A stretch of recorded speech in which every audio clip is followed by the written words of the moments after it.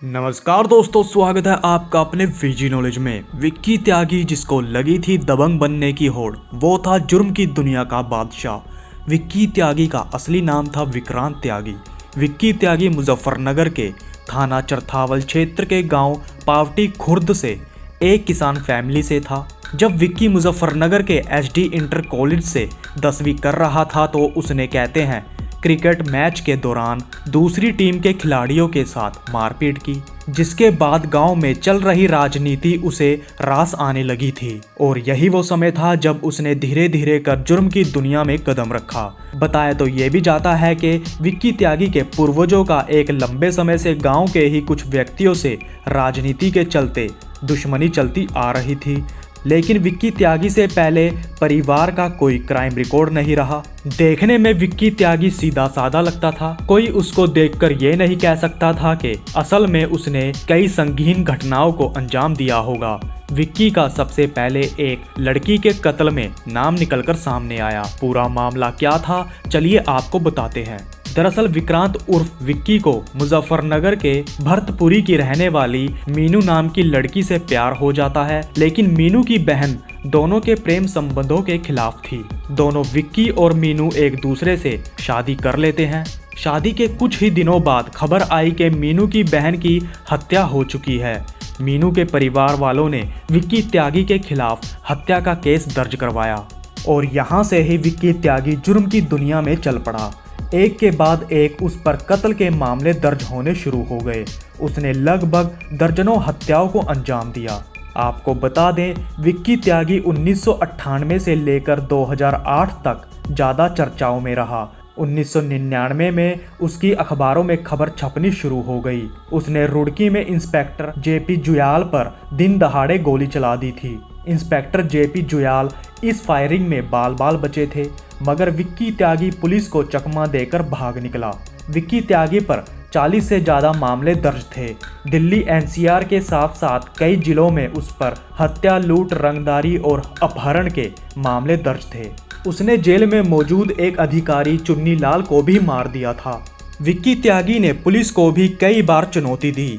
उसने दिल्ली देहरादून हाईवे पर police van पर अपने शार्प शूटर से हमला भी करवाया। इस हमले में एक पुलिस कांस्टेबल के मारे जाने और कई पुलिस वालों की घायल होने की खबर निकलकर सामने आई थी। ये वो समय था जब विक्की त्यागी के सामने बड़े से बड़ा बदमाश भी छोटा लगने लगा था। अब उसने वो करने का सोचा जो हर अपराधी करने का सोचता है और करता है। जी हाँ, उसने पॉलिटिक्स में जाने का डिसीजन लिया, जिसके बाद उसने ब्लॉक प्रमुख का चुनाव लड़ा। लेकिन इसी चुनाव में विक्की त्यागी की बधाई खुर्द निवासी पूर्व चेयरमैन उदयवीर से चुनावी रंजिश हो जाती है। चुनाव में विक्की ने जीत हासिल की, जिसके बाद विक्की त्यागी का सहारनपुर के नजदीक बस स्टैंड पर एक और कत्ल में नाम निकलकर सामने आया। इस मामले में विक्की त्यागी, उसकी पत्नी और उसके साथी सुशील शुक्ला को जेल भेज दिया गया। कुछ समय बीतने के बाद विक्की त्यागी सभी मामलों में बरी हो चुका था। साल 2011 में पूर्व चेयरमैन उदयवीर सिंह अपने परिवार के साथ कार में बैठकर सहारनपुर आ रहे थे। तभी अचानक एक ट्रक उनकी कार को टक्कर मारता है, जिसके बाद उदयवीर का परिवार खत्म हो जाता है। जब पुलिस ने इस मामले की तफ्तीश की तो पता चला इस वारदात को विक्की त्यागी ने ही करवाया था, जिसके बाद विक्की त्यागी को जेल हो जाती है। 16 फरवरी 2015 में इसी केस में पेशी के लिए कोर्ट में विक्की त्यागी को लाया गया। तभी सागर मलिक नाम का व्यक्ति पगड़ी पहने वकील की ड्रेस में कोर्ट रूम में एंट्री करता है और जज के सामने ही उसने विक्की त्यागी पर अंधाधुन फायरिंग की। सबके सामने सागर मलिक ने विक्की त्यागी को मौत के घाट उतार दिया।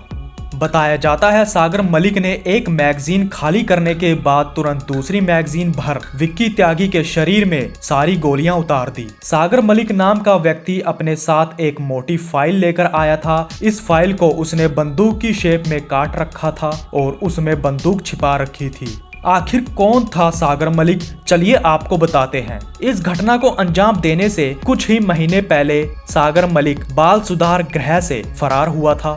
उसने 16 साल की उम्र में पहला कत्ल किया था। 11 जुलाई 2013 को शामली के बहावड़ी गांव के प्रधान सुनीता देवी के पति देवेंद्र की सागर ने गोली मारकर हत्या की थी।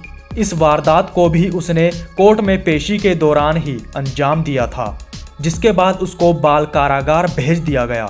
कहते हैं कोर्ट में दोनों भाई सौरभ मलिक और सागर मलिक ने देवेंद्र के पहले पांव छुए, फिर उस पर गोलियां बरसा दी। आखिर क्यों सागर मलिक ने विक्की त्यागी को मारा? बताया जाता है लोग शामली के बहावड़ी गांव में हो रहे खून खराबे का जिम्मेदार विक्की त्यागी को मानते थे।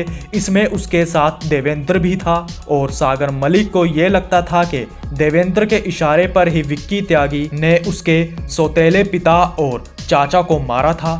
इसलिए पहले उन्होंने देवेंद्र को मौत के घाट उतारा, फिर विक्की त्यागी को। वहीं दूसरा कारण ये भी बताया जाता है कि विक्की ने मुजफ्फरनगर में 6 लोगों को मार दिया था और इसमें से एक व्यक्ति एसटीएफ में काम करने वाले एक शख्स का खास रिश्तेदार था, जिसके बाद उस एसटीएफ अधिकारी ने विक्की त्यागी के दुश्मनों से कांटेक्ट कर विक्की को मरवा दिया। जिस दिन विक्की त्यागी को मारा गया उस दिन एसटीएफ के लोगों की लोकेशन मुजफ्फरनगर कोर्ट के पास की थी। जब इसके बारे में एसटीएफ से जुड़े 2 लोगों से पूछताछ हुई तो उन्होंने बताया कि वो तनिष्क लूट कांड की जांच के लिए सहारनपुर जा रहे थे और तभी विक्की त्यागी की हत्या के बाद उनको कोर्ट जाने को कहा गया, इसलिए वो कोर्ट में मौजूद थे।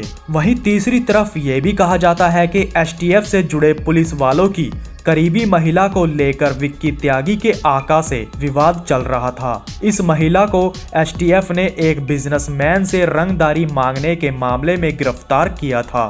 उस महिला को विक्की त्यागी के आका से दूर करने के लिए एसटीएफ वालों ने वेस्ट यूपी के कुख्यात गैंगस्टर से धमकी भी दिलवाई थी, लेकिन विक्की त्यागी का आका धमकी से डरा नहीं, जिसके बाद जेल में दोनों के बीच काफी बहस हुई। वहीं आका को विक्की की सपोर्ट थी, जिस कारण धमकी देने वाले ने सपोर्ट को तोड़ना जरूरी समझा और विक्की की सुपारी देकर उसको मरवा दिया। आपको बता दें इस मामले में सीओ अनुज चौधरी के साथ साथ कई पुलिस वालों के खिलाफ केस दर्ज किया गया। इस वीडियो को देख रहे दर्शकों को यही कहना चाहेंगे कि जुर्म का रास्ता एक ऐसा जाल है, कब कौन किसका दुश्मन बन जाए कुछ पता नहीं होता। ईमानदारी और सीधे रास्ते पर चलने को ही जिंदगी कहा जाता है। अब तक के लिए इतना ही, तो नमस्कार दोस्तों।